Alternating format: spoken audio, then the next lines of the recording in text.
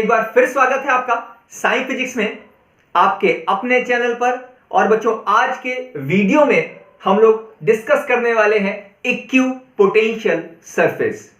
आज के वीडियो में हम सीखेंगे इक्विपोटेंशियल सरफेस क्या होता है, what are the properties of equipotential surfaces, और लास्ट में डिफरेंट चार्ज और चार्ज सिस्टम्स के लिए हम लोग इक्विपोटेंशियल ड्रॉ करना सीखेंगे। तो आइए शुरू करते हैं। सबसे पहले इक्विपोटेंशियल सरफेस। इक्विपोटेंशियल सरफेस और इक्विपोटेंशियल सरफेस क्या होती है, तो इसके लिए बहुत परेशान नहीं होना है। बस तीन वर्ड्स को आप अलग करके देखो जरा, इक्विपोटेंशियल और सरफेस।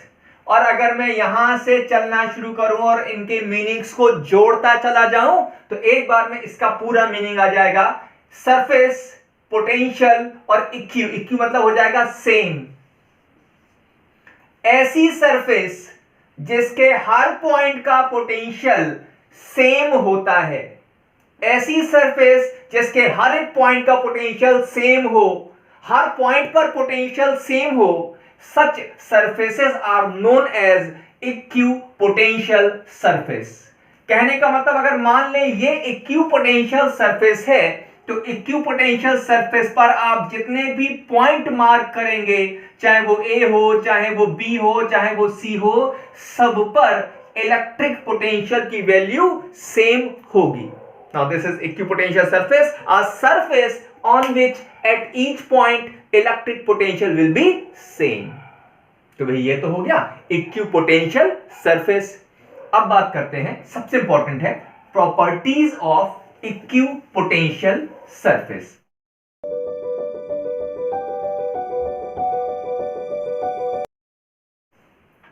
हम बात कर रहे हैं प्रॉपर्टीज की, properties of EPS. Equipotential surface को मैं शॉर्ट में ईपीएस लिख देता हूं। तो उसकी बच्ची पहली प्रॉपर्टी है work done in moving a test charge over one point to another on equipotential surface will be zero। पहली प्रॉपर्टी कि work done in moving a test charge over one point to another on equipotential surface will be zero. मतलब कि अगर equipotential surface पर, पहली property, equipotential surface पर किसी test charge को आप एक पॉइंट से दूसरे पॉइंट पर लेकर जाओ, तो ऐसे पोजीशन में work done by electrostatic force हमेशा कितना होगा? जीरो। अब लगे हाथ इस प्रॉपर्टी का प्रूफ भी देख लेते हैं कि कैसे जीरो कह दिया अपने आप। तो बड़ा आसान सा, ऐसा मान लेते हैं कि ये एक इक्विपोटेंशियल सरफेस है, ठीक है, और इस पर मैंने दो पॉइंट मार्क कर दिए, एक ए और एक पॉइंट बी। इसका पोटेंशियल मैं मान लेता हूं वीए और इस पॉइंट का पोटेंशियल मान लेता हूं मैं वीबी। और अगर मैं टेस्ट चार्ज को ए से बी लेके जाता हूं तो उस कंडीशन में पोटेंशियल डिफरेंस की डेफिनेशन बच्चों क्या होती है? Work upon test charge. तो यहां से वर्क का फॉर्मूला हो गया क्यू नॉट डेल्टा वी, और क्यू नॉट डेल्टा वी का मतलब हो गया change in potential difference. Change कैसे निकालते हैं? ए से बी लाए तो फाइनल माइनस इनिशियल, ए से बी गए तो final V B minus V A. Now this is the formula for work done in terms of potential difference. लेकिन अगर इस सरफेस को आपने इक्विपोटेंशियल सरफेस कह दिया, तो इक्विपोटेंशियल सरफेस कहते ही क्यू नॉट वी ए और वी बी कैसे हो जाएंगे? इक्विपोटेंशियल कहा तो हर एक पॉइंट का पोटेंशियल सेम हो जाएगा, यानी VA बराबर हो जाएगा VB के। और अरे दोनों पॉइंट का पोटेंशियल सेम हो गया, दोनों को अगर मैं VB मान लेता हूं तो वर्क डन कितना आ जाएगा? 0। तो बच्चों ये देखो पहली प्रॉपर्टी हो गई कि किसी टेस्ट चार्ज को इक्विपोटेंशियल सरफेस के ऊपर अगर आपने मूव किया एक पॉइंट से दूसरे पॉइंट तक तो वर्क डन आएगा 0। अब आ जाते हैं इक्विपोटेंशियल सरफेस की second property, electrostatic lines are always perpendicular to equipotential surface. क्या मतलब है इस प्रॉपर्टी का? कि अगर मैंने कह दिया, मान लेते हैं कि ये एक इक्विपोटेंशियल सरफेस है, ये एक इक्विपोटेंशियल सरफेस है, तो अगर ये एक इक्विपोटेंशियल सरफेस है तो इलेक्ट्रिक लाइंस बच्चों हमेशा इस सरफेस के परपेंडिकुलर होती हैं। मान लो ये इक्विपोटेंशियल सरफेस है तो इलेक्ट्रिक लाइंस बच्चों जब भी होंगी वो हमेशा इस तरह से होंगी कि वो इस सरफेस के कैसी रहें? हमेशा परपेंडिकुलर रहें। यानी इक्विपोटेंशियल सरफेस और इलेक्ट्रिक लाइंस की डायरेक्शन में क्या रिलेशन है कि ईपीएस और इलेक्ट्रोस्टैटिक लाइंस, ये इलेक्ट्रोस्टैटिक लाइंस हो गई बच्चों, ये हमेशा सरफेस, ये हो गई इक्विपोटेंशियल सरफेस के हमेशा कैसी होंगी? परपेंडिकुलर होंगी। अब इसके प्रूफ पर भी आ जाते हैं, क्योंकि बच्चों बोर्ड एग्जाम में ना कई बार ये क्वेश्चन ऐसे भी आता है, प्रूव दैट। अब यहां प्रूफ, जैसे यहां प्रूफ वर्ड लगा देंगे तो ये प्रॉपर्टी क्वेश्चन में कन्वर्ट हो जाएगी। कैसे लगा दो उसमें? Prove that electrostatic lines are always perpendicular to equipotential surface. तो अगर प्रूफ कराने को आ जाए तो कैसे करेंगे? तो देखो प्रूफ समझते हैं। मान लेते हैं ये मेरे पास एक इक्विपोटेंशियल सरफेस है, ठीक है, यहां बना लेते हैं इसको। ये कोई मेरे पास एक इक्विपोटेंशियल सरफेस है और इस इक्विपोटेंशियल सरफेस पर ये मान लेते हैं इलेक्ट्रिक लाइंस हैं और कितना एंगल बना रही हैं? थीटा। ठीक, अब क्योंकि मुझे 90 प्रूव करना है तो मैं 90 शुरू में लेके तो नहीं चलूंगा, तो मैंने मान लिया कि इलेक्ट्रोस्टैटिक लाइंस इस इक्विपोटेंशियल सरफेस से कितने एंगल पर हैं? थीटा एंगल पर हैं। ठीक है, अब मैं क्या करता हूं, इस इक्विपोटेंशियल सरफेस पर दो पॉइंट मार्क कर लेता हूं, एक पॉइंट ए और एक पॉइंट बी। और दो पॉइंट मार्क करने के बाद मैं एक पॉइंट से दूसरे पॉइंट तक एक टेस्ट चार्ज को लेके जाता हूं। यानी what should we do to prove this property? We consider an equipotential surface and assume that electrostatic lines make some angle theta. Now I will move a test charge from A point to B. Now work done in moving test charge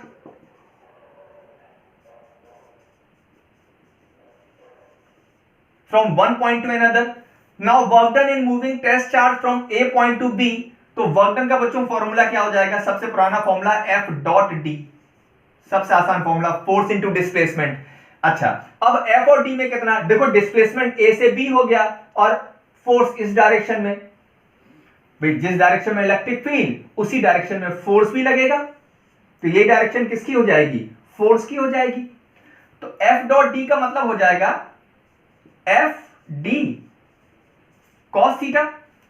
अच्छा, अब F मतलब Q not into ई, भाई ये कहां से आ गया? F force किसके बराबर होता है? Q इंटू ई के, तो Q हो गया Q नॉट और इलेक्ट्रिक फील्ड E, D क्या है? डिस्प्लेसमेंट है A और B के बीच का, और cos theta. But we know that,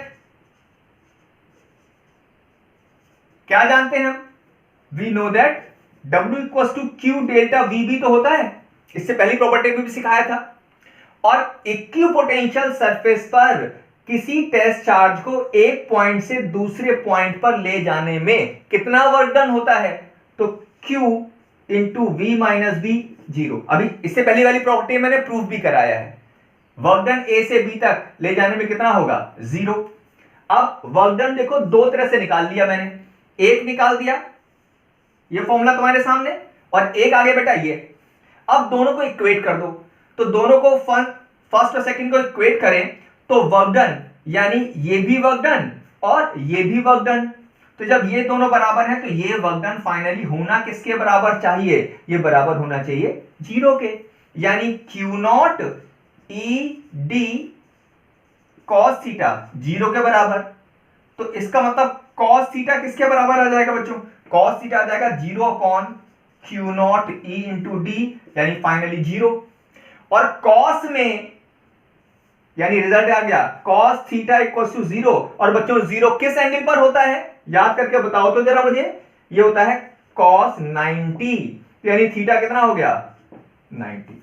यानी क्या प्रूफ कर दिया कि ये थीटा कितना होना चाहिए इक्विपोटेंशियल सरफेस पर, 90 होना चाहिए। और 90 होना चाहिए यानी क्या प्रूफ कर दिया कि इलेक्ट्रोस्टैटिक लाइंस इक्विपोटेंशियल सरफेस के परपेंडिकुलर होना चाहिए।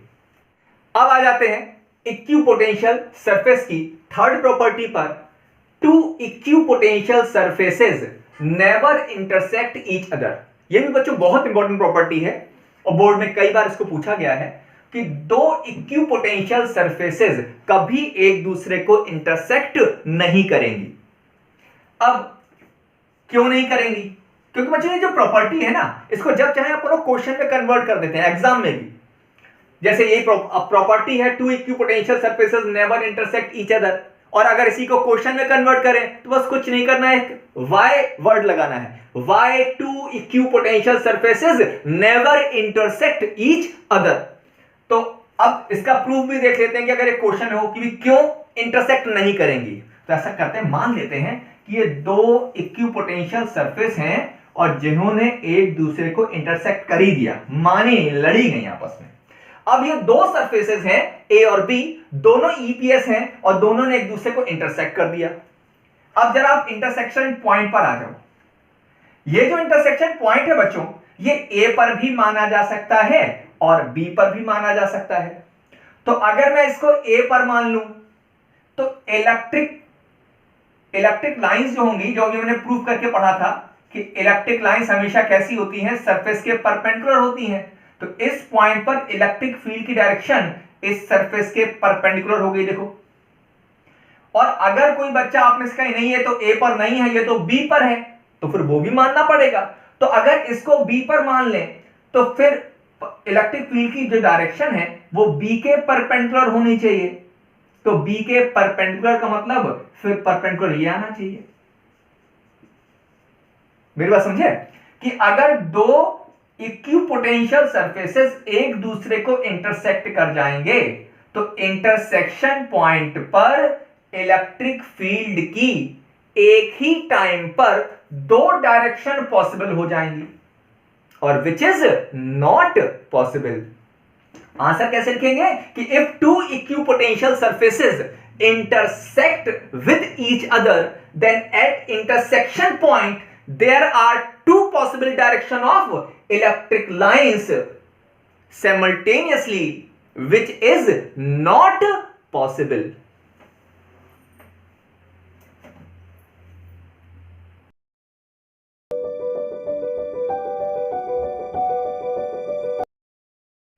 अब फाइनल लास्ट पोर्शन पे आ जाते हैं, draw equipotential surface for different charge and charge system. यानी डिफरेंट चार्जेस की इक्विपोटेंशियल सरफेस उसके आसपास कैसी होंगी वो एक एक करके डिस्कस करते हैं। जैसे सबसे पहले अपने पास आ जाते हैं आइसोलेटेड पॉइंट चार्ज, यानी we have to draw equipotential surface for isolated point charge.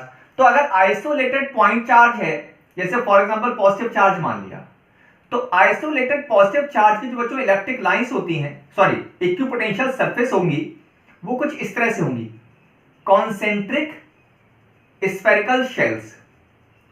और जब इसको बेटा बनाया जाता है तो उसको ध्यान रखा जाता है कि जैसे जैसे आप स्फेरिकल शेल बनाओगे वैसे वैसे इनके बीच का जो आप सेपरेशन देख रहे हो ये पहले से और ज्यादा होता चला जाएगा।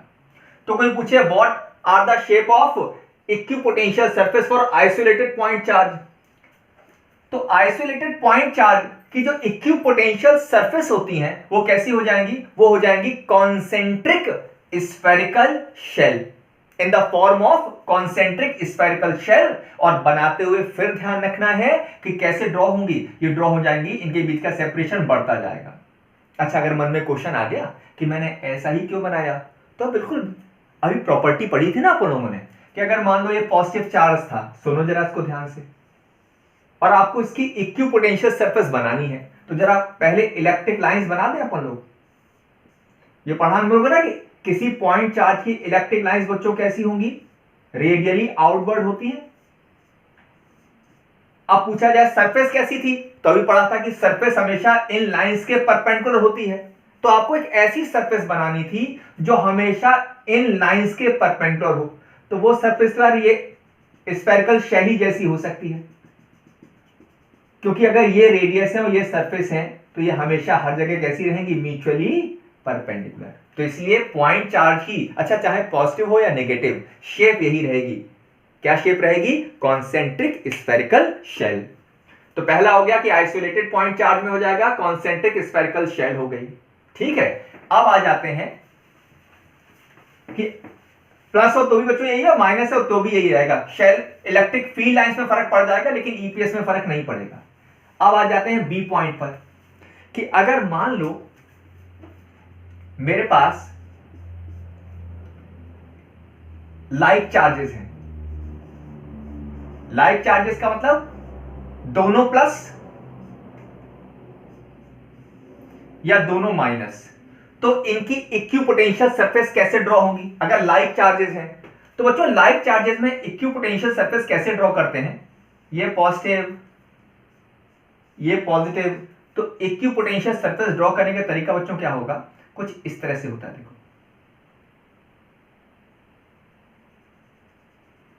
ओवल शेप में बनेगी।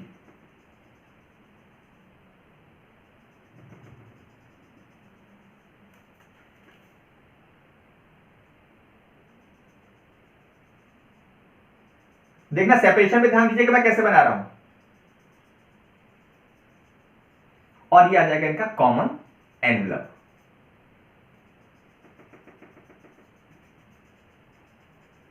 Now this is the equipotential surfaces for like charges. फिर मैंने बताया इससे फर्क नहीं पड़ेगा कि आप दोनों प्लस की जगह दोनों माइनस, और जैसे ड्रॉ किया उसको ध्यान से रखेंगे। देखो यहां सेपरेशन बच्चों कम होगा और यहां सेपरेशन ज्यादा है। ये इसका सीधा से कारण क्या है बच्चों कि बीच में इलेक्ट्रिक फील्ड की वैल्यू कम होती है, और जहां इलेक्ट्रिक फील्ड की वैल्यू कम होती है वहां इक्विपोटेंशियल सरफेस एक दूसरे से दूर होती है, और बाहर की तरफ इलेक्ट्रिक फील्ड की वैल्यू ज्यादा होगी, और इलेक्ट्रिक फील्ड की वैल्यू ज्यादा होने पर इक्विपोटेंशियल सरफेस के बीच का सेपरेशन कम रखा जाता है। ठीक है, तो ये हो गया लाइक चार्जेस। अच्छा, अब लाइक चार्जेस के बाद अगर मैं ड्रॉ करूं अनलाइक चार्जेस, लाइक के बाद अनलाइक चार्जेस।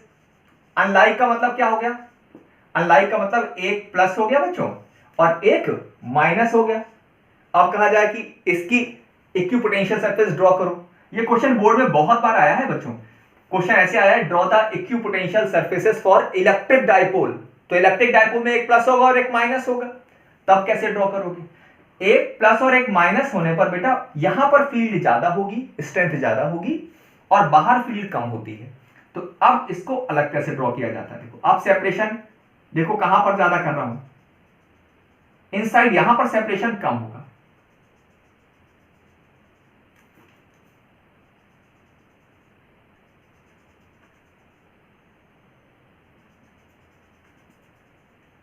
ठीक, और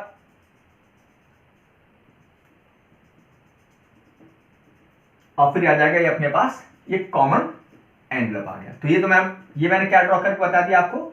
now this is equipotential surfaces for unlike charges. ठीक, अच्छा अब नेक्स्ट आ जाते हैं। लाइक चार्जेस हो गया, पॉइंट चार्ज हो गया, लाइक चार्ज हो गया, अनलाइक चार्ज हो गया। अब इसके बाद अब आ जाते हैं अपन लोग uniform electric field.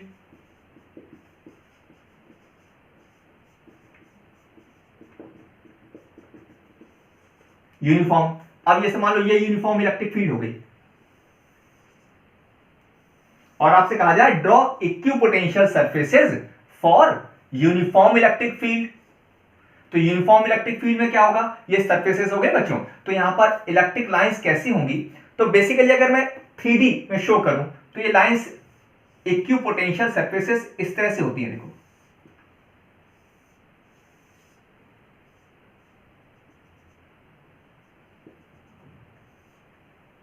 Just like that.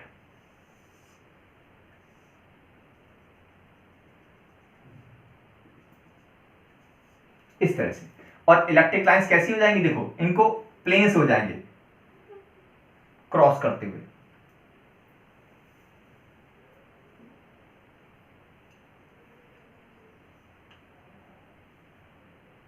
ठीक है, तो इक्विपोटेंशियल सरफेस कैसी हो जाएगी, इस तरह से प्लेन्स जैसी हो जाएंगी, जिनमें क्या होगा, जिनमें इलेक्ट्रिक लाइंस इस तरह से क्रॉस करके जा रही होगी, कुछ इस तरह से।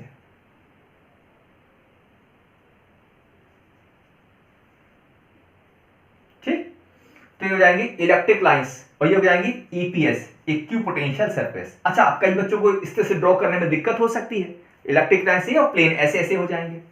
अगर आपको ये ड्रॉ करने में दिक्कत हो तो एक और तरीका भी अपनाया जा सकता है। अगर ये यूनिफॉर्म इलेक्ट्रिक फील्ड है तो आप डॉटेड करके बना दो।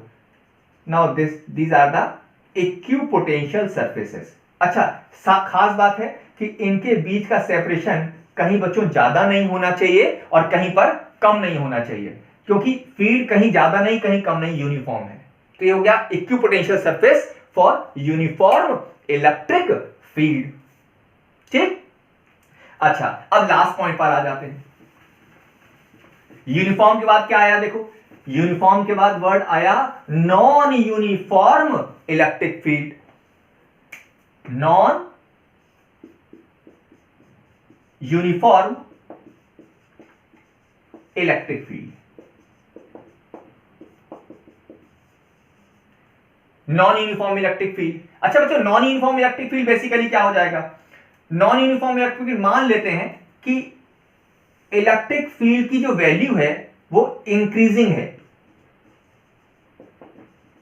इलेक्ट्रिक फील्ड यहां से यहां मूव करने पर लगातार बढ़ती जा रही है और अब आपको ड्रॉ करना है इक्विपोटेंशियल सरफेस। तो इलेक्ट्रिक फील्ड की वैल्यू अगर बढ़ती जा रही है तो आप ऐसे ड्रॉ करोगे। इलेक्ट्रिक फील्ड बच्चों जैसे जैसे बढ़ती चली जाती है, इक्विपोटेंशियल सरफेसेस के बीच का सेपरेशन धीरे धीरे कम होता चला जाता है।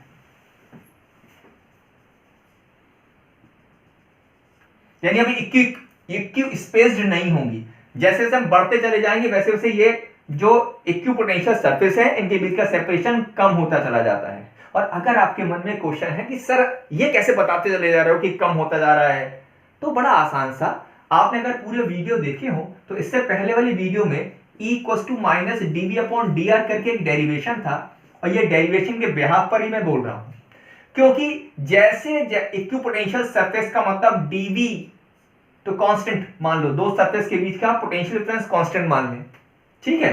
तो E और dr में कैसा रिलेशन हो गया, इनवर्स रिलेशन हो गया कि जैसे जैसे इलेक्ट्रिक फील्ड बढ़ती चली जाएगी कांस्टेंट पोटेंशियल डिफरेंस के लिए उनके बीच का सेपरेशन E बढ़ेगा और इनवर्स है तो E अगर बढ़ेगा तो बीच का सेपरेशन क्या होता जाएगा, कम होता जाएगा। तो इसलिए मैं बार बार बोल रहा हूं कि इलेक्ट्रिक फील्ड अगर बढ़ती चली जाएगी तो इसके बीच का सेपरेशन धीरे धीरे क्या करते चले जाओगे, आप कम करते चले जाओगे।